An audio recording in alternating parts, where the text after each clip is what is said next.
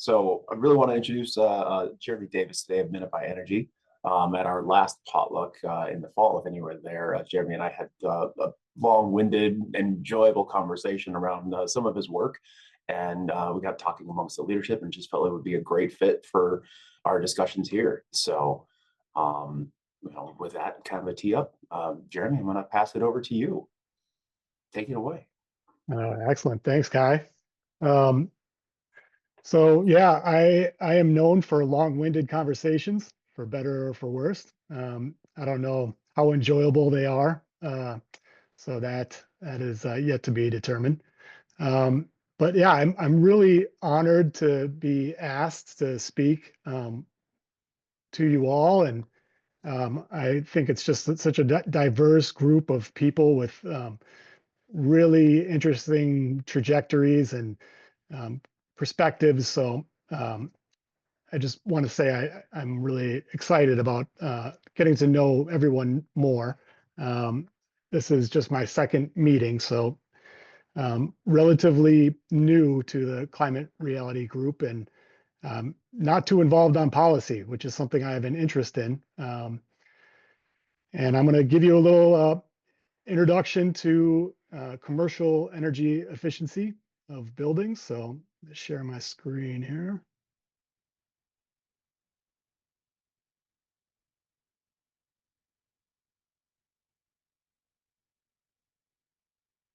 All right, we're good. Okay. So a little bit about me. I said I don't have much experience in policy, but I did start out that way in the New York City Comptroller's office as an intern, just trying to develop green building policy. This was early on, 2000, 2002, 2003. I was in New York for 9 years or so, moved back to Minnesota in 2012, founded Minify Energy in 2019. So it's been 6 years. So 21 years of experience in sustainability and energy efficiency, got a few accreditations, and I'm a very, unfortunately, part-time windsurfer.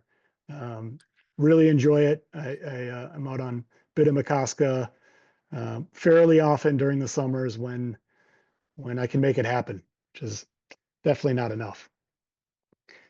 Just a little point about being long-winded. I love this quote. I would have written a shorter letter, but I didn't have the time. I tend to kind of pack a lot of things in and be a bit on the verbose side. So feel free to jump in and ask questions where you will. Otherwise, I just might continue bulldozing along. So my company, it's called Minify Energy. It is actually a word. It has a real definition, and it means to make less than or to make smaller. Some people that write code, it's also a coding terminology, but it's not related to that. But there's a few different meanings that, minimize and simplify, put that together, it's Minify. And it is a little bit of a nod to the state of Minnesota. And our mission is to positively impact climate change by driving down the energy use of our built environment. And we do that through energy assessment and project implementation. So we are a turnkey energy service contractor. And I don't know if anybody's familiar with that term, but essentially we shorten that up and call them ESCOs. So we specialize in energy efficiency retrofits so this is all existing buildings and renewable energy projects, all existing commercial buildings. So, and the results are lowered energy costs, reduced carbon footprint, enhanced occupant comfort, optimized operations, increased property value.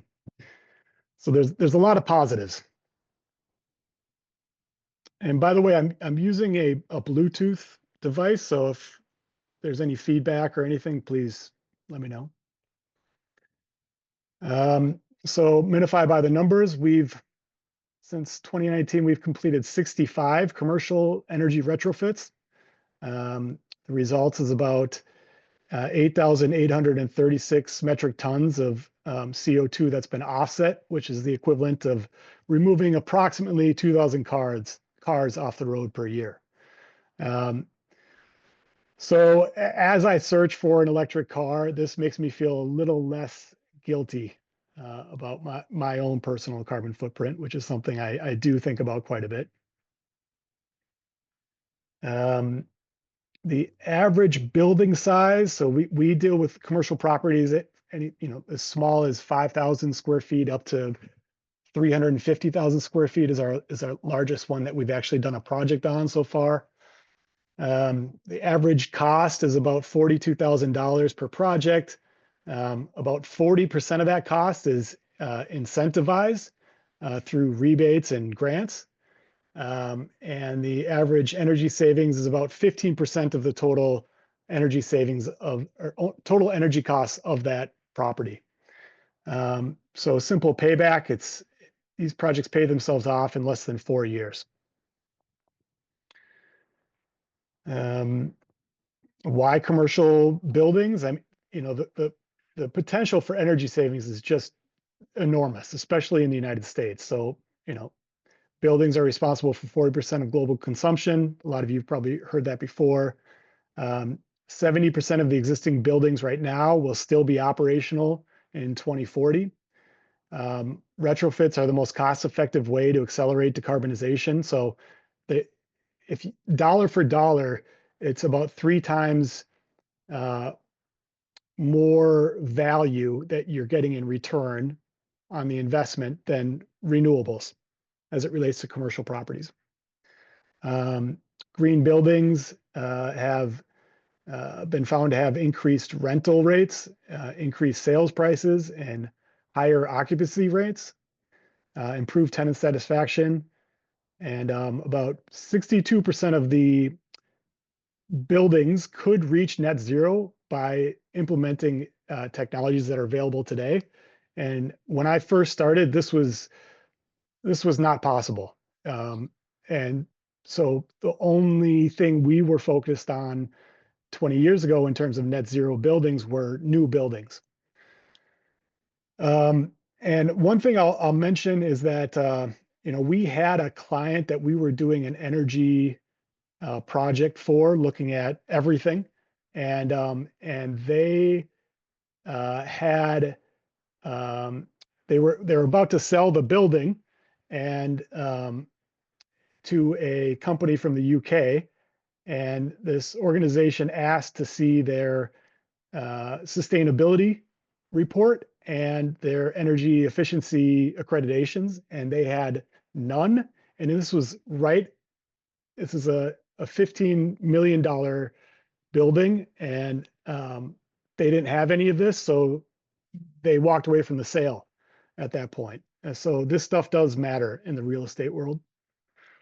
So commercial buildings in the United States, they make up about 16% of the greenhouse gas emissions. And if we look at that worldwide, this is kind of a weird comparison, but it's equivalent to the entire CO2 emissions of the lowest 136 countries. So 65% of the countries on the planet, their entire CO2 emissions are equivalent to the commercial building energy use in the United States. And I think that kind of, for me, it puts it in perspective a little bit.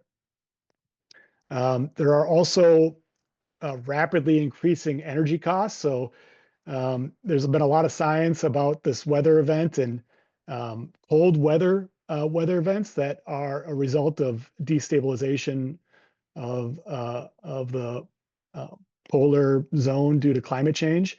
So in 2001, there was this Texas storm, Uri, and because of that, in Minnesota in 2022, our gas rates went up by about 27%. And that's not all attributable to this, but roughly 20% is attributable to this storm in Texas. So policy decisions that are being made there to not insulate their gas pipes, right? Um, eh, because CenterPoint is an investor-owned utility, they can spread those costs across their entire client base. So we pay part of that cost. And I think that's something important to keep in mind because we're all in this together.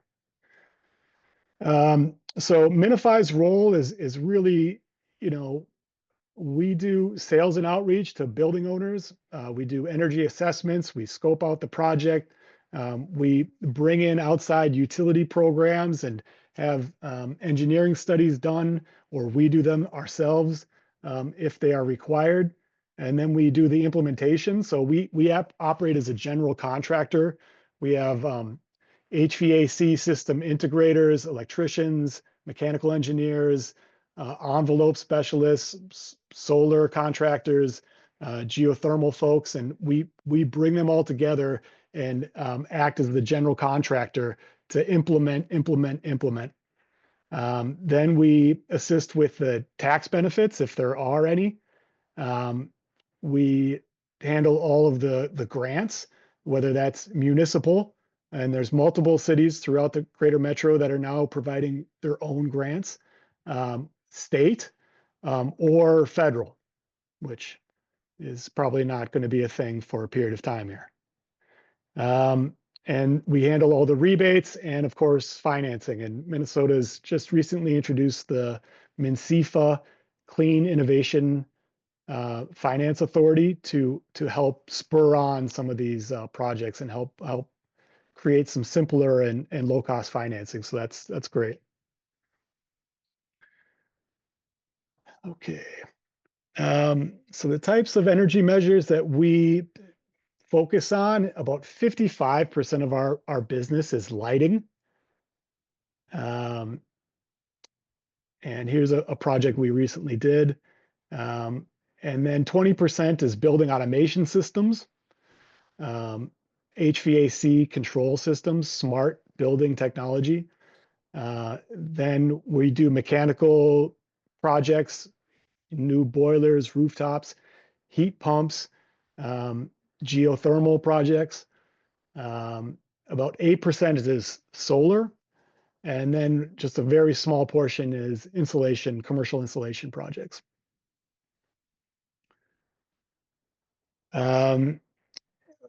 You know, we are definitely motivated by the incentives that are available, and the incentives really do work. Minneapolis has something called green zones, which I'm sure a lot of you are familiar with, but they're neighborhoods designated as having high levels of pollution and also marginalized areas. So there's two zones, and there's one on the north side and one on the south side. And the Minneapolis grant is 30%. So they pay 30% of all energy efficiency projects and renewable energy projects that are for qualifying commercial properties in those zones. And so we made an effort to focus on just one street in North Minneapolis, a commercial area, and we were able to, in 2002, 2003, to generate 9 projects, HVAC, lighting, mechanical upgrades, by essentially just speaking to neighbors and going door to door. The results of that was about $280,000 in project work, of which $170,000 were incentivized through rebates and grants. So that's about 61% of the project costs were covered. So the net cost of the clients was just over $100,000 with $45,000 in annual savings. So payback was about 2.4 years. There are challenges to my industry currently, you know, changing regulations, advanced technology. You know, technology is always changing. The incentives, rebates, and grants, and and tax benefits. The financing mechanisms are always changing, and just market trends in general. Some of these things are for the good, and some are for the for the worse. So the federal changes lately are for the worse. There's a federal grant freeze right now, and despite the fact that a judge has put a pause on this freeze, the agencies have still been directed not to um, not to pay out on the grants. So there's a lot of misinformation and going on. Are there grants available? Are there not? There is most certainly 100% no grants right now for federal grants for any energy projects, um, solar or energy efficiency. Um, 179D, it's a tax deduction for energy efficient building.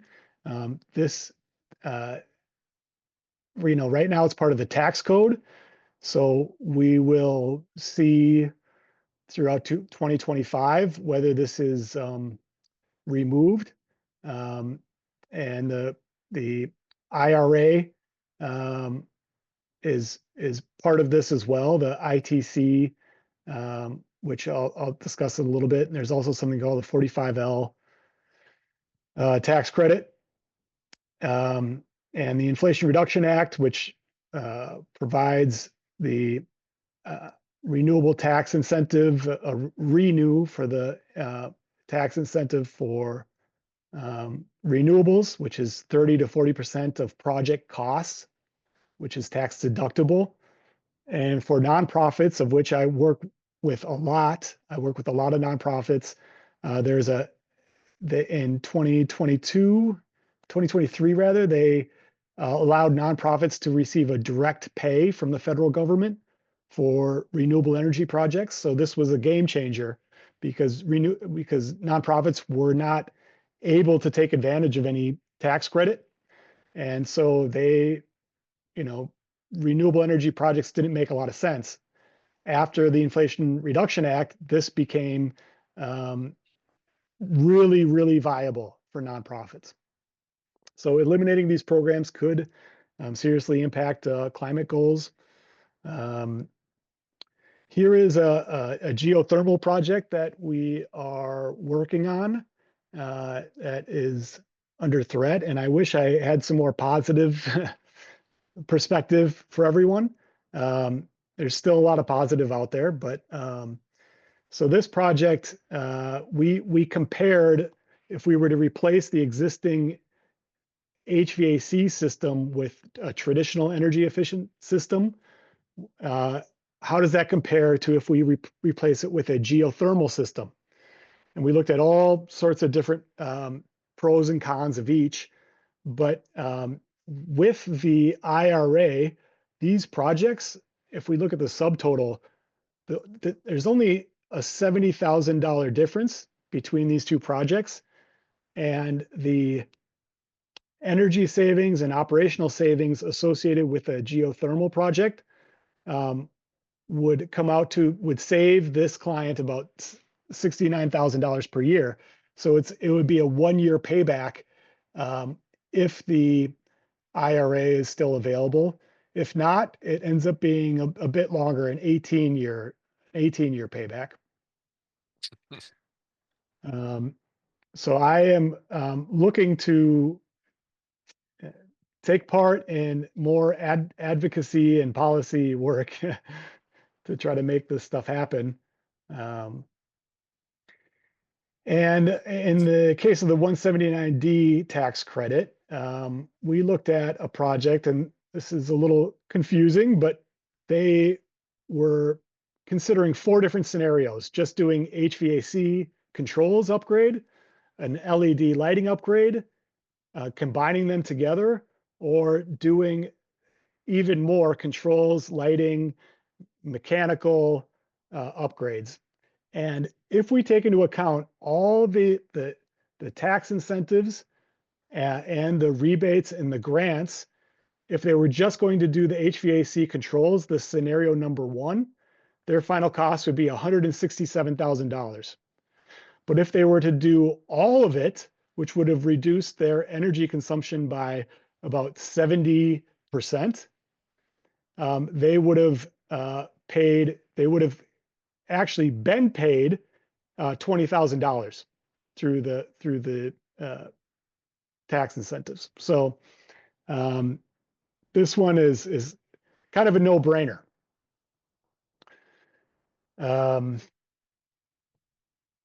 Here's some examples of projects that we completed. So this was an industrial laundry facility, and it's a before and after picture.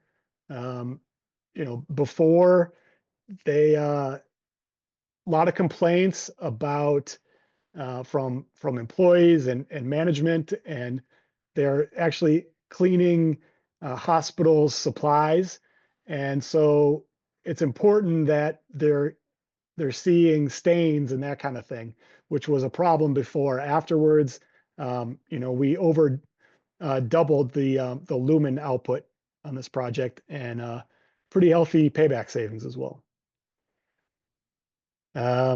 Here's a K through 12 school in Minneapolis, a private school. Roughly 50% of the project was paid for by incentives. We did a building automation system and an LED lighting system. They saw a 45% decrease in their energy costs, and they financed the subtotal, so what they would pay at the end of the day, $51,000, through a special program that allowed them to only be charged 1% interest until the end of the payback period. So this was just a three-year loan, but the savings pay for the loan. It's called cash flow neutral financing. So they save $18,700 a year. That's how much they pay in their loan until the loan is paid off. So we call that cash flow neutral financing. And that's really it that I've prepared for you today. But I'm happy to answer questions and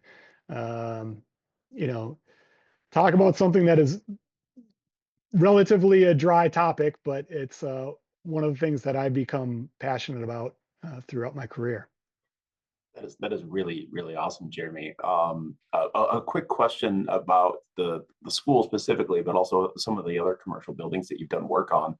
I came across a study that looked at the relative oxygen levels within a lot of buildings, and they're seeing that they're substantially lower than where they should be, especially in older schools that haven't been maintained or they just don't have enough air circulation. In your work that you've done so far, have you seen an increase in the air circulation kind of coupled with these energy savings? Yeah, it's a really great question, Kai. And we are pretty heavily involved in something called demand control ventilation. And so we put in a building automation system, which has sensors all over the building, and we are reading CO2 levels in each one of those spaces. And the sensors are connected to the HVAC system, and there is a damper that brings in fresh air from outside. Okay, so when the space is calling, not just for temperature, but for fresh air, because the CO2 level is too high. A lot of times we see this in places where there's large congregations, classrooms and gymnasiums and sanctuaries and that kind of thing. Once it gets above 1,000 parts per million, then we open that damper wide open and we flush that area out. The reason why this is crucial for energy efficiency is because the old way of doing it is keeping that damper at a 15% open level all the time. So in Minnesota, when it's 0 degrees out like it is now, these buildings that don't have these automation systems are bringing in this cold air, and then we have to heat it So we're using gas to heat it, right? And on the flip side, in the summertime, we're cooling, right? So if we put in demand control ventilation, then we are allowed by code to take that 15% open and shut it. So we're not bringing in any of that air that we need to condition, only when the CO2 levels require it. That is really, really cool. I'm glad that actually, factors into that piece there. Thank you. It certainly does. Yeah. Um, well, one question is Paul here. So do you then use heat exchanging systems for the incoming air and outgoing air, so that you use the outgoing air to preheat the incoming air? It depends. So when we have a rooftop unit, some of them have heat exchange in them. We have put in HRV and or ERVs, so energy recovery ventilator or a heat recovery ventilator, when it makes sense to do that. So we oftentimes are called in and we replace rooftop units. And the newer rooftop units have that functionality built in, but it just depends on the building. Every building is different. Great question, though. Thank you. Yeah. Jeremy, this is super interesting. I was curious that 55% of your projects are lighting.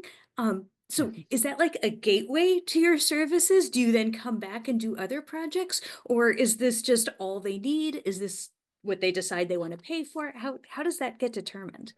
Yeah. So great question. A lot of times people are coming to us and they're just wanting to save energy. We do an energy audit, essentially, an ASHRAE, what you call an ASHRAE level 1 energy audit. And essentially, we will determine everything that can be done with the building, and then prioritize them in terms of payback. So lighting tends to come at the top of the list if they haven't done LED. And now we're seeing second generation LED, which is, 40%, sometimes 50% less wattage than the old generation that was installed 7, 8, 9 years ago. And so that is really what drives a lot of these decision making, is the dollars and cents. And people might be interested in solar, but when we put that into the context of the energy efficiency improvements, when it gets to the finance guy, they often will deviate from like a solar project to an energy efficiency project. I don't know if that answered your question, Anna. Yeah, that explains it. The finance guys rule. The finance guys. Yeah. Jeremy, I have go ahead. Well, I was just going to say the lighting projects, they are typically easier to complete, and the project timeline is shorter.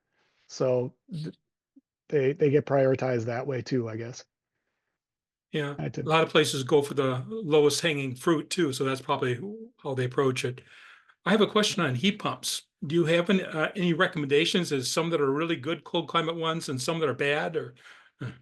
So we just work with commercial product, and on the commercial side, there are a couple of manufacturers that stand to that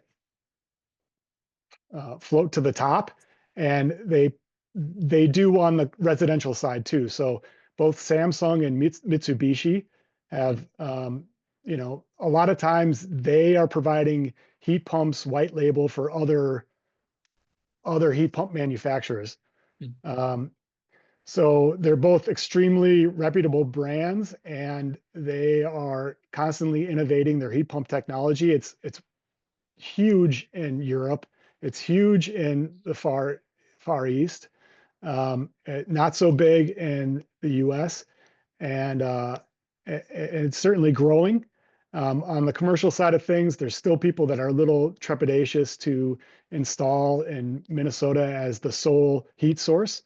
Um, but I think it's a sound strategy. Now that there are high heat units that heat effectively and efficiently down to negative 22 degrees. So that's an innovation that's occurred in the past just 2 years, year and a half, maybe. Thank you. Yeah. What COP is that at? Coefficient of performance for those who don't know. It depends, but 3.5, 3.8, somewhere in that range. That's impressive. Wow. Yeah. Hey, Jeremy, it looks like Yoga had a question. He just wanted a clarification. Do you Yeah. only do retrofits? Do you ever do construction? We don't get involved in new construction, but when I first started, it was really, the goal was to implement projects. I'd spent a lot of time doing energy assessments and kind of sliding the energy assessment across to the client and then checking back weeks, months, years later to find out that not a lot had often occurred. And so my goal was to do energy projects as a general contractor, be a general contractor. But over the past couple of years, I've been tapped a little bit more to do some consulting work. And some of that consulting work has started to stray into the new construction side of things. So we wouldn't be a general contractor for new construction, but we would consult on that. Jeremy, hi. Just had a question. In the current political climate and just as you shared, the loss of funding and when you messaged it, what are the best ways we can serve as advocates for the kind of work you're doing? Or how do you reach out to local politicians and say, here are the facts that here are the facts that you can use as you argue on behalf of reinstatement or just, Yeah. no. That's a great question that I don't have a good answer for. I don't know if that anybody has a great answer for that right now, but I hope to be corrected. But one thing that I notice is I've gotten more involved in trying to reach out to my Congress people in the past couple of months, a few months really leading up to this. And I live in an area where my congressional people tend to have similar thoughts on climate change as I do. So I can support them, but what's interesting and I'm a little bit on the front lines on is, I have a client now that we were expecting a fairly substantial federal grant for a project that has been completed, materials purchased, it's been installed. The subcontractors need to be paid.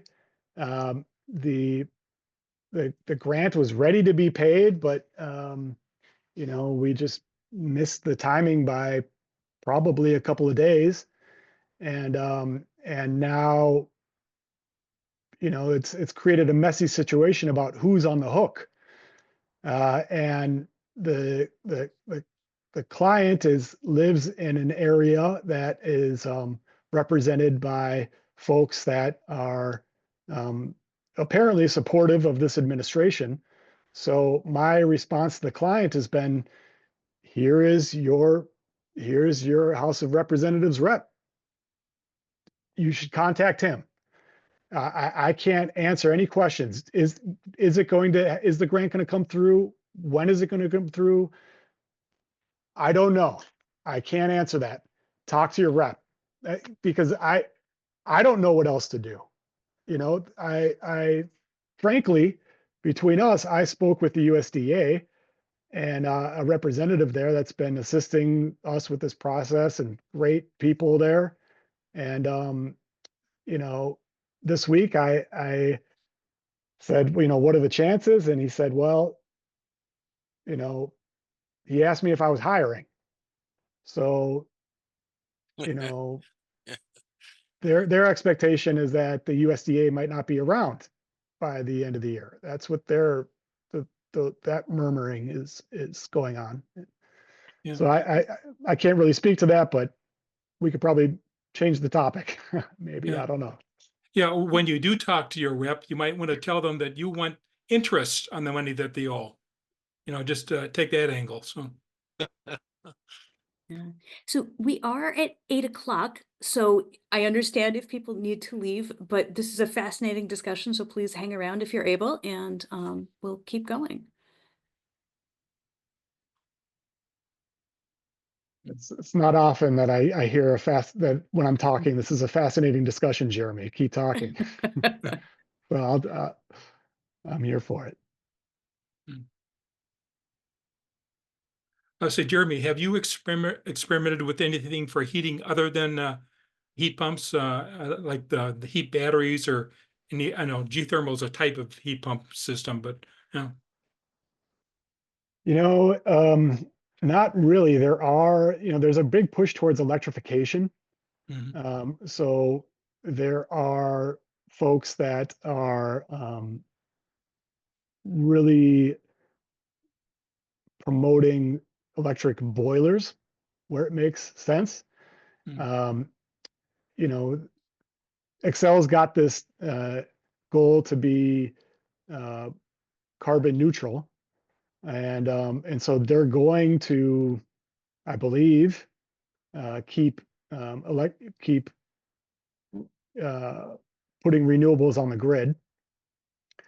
So the electrification angle is of interest to a lot of folks, and we have explored battery backup to some degree on the commercial side of things, and for the level that I'm dealing with, it doesn't quite make that much sense right now for the majority of my clients. Some down in Rochester, they have higher demand charges. It makes sense down there. But in the Twin Cities and Greater Metro, not as much yet. Yeah, I wasn't talking electrical batteries. I was talking heat ones. Like you have a bunch of rocks, you have a fluid underneath where you store the temperature, hot or cold, and it reduces your costs.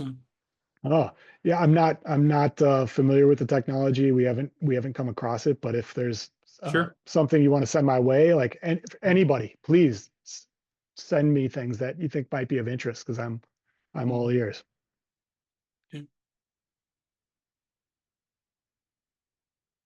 I want to jump in on that comment Tim had heard, and this is complete conjecture. I'm not 100% certain on where they actually came from, but I guess there's a new development going in near St. Paul, like a new combination, multifamily, single family, as well as workplace and office space and such. And I heard there was talk about them adding in district heating all throughout the entire place to kind of take advantage of the economies of scale within there.